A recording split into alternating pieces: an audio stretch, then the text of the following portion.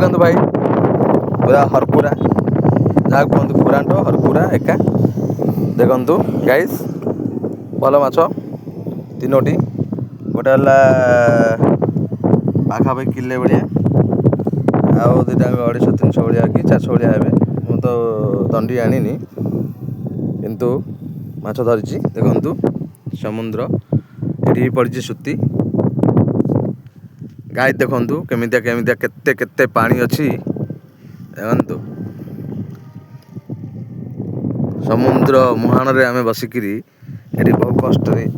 ଏଇ 3ଟି ମାଛ ଧରିଛୁ ଆଉ 2ଟା କଣ୍ଟିଆ ତାଙ୍କ ପାଖରେ ଅଛି ଦେଖନ୍ତୁ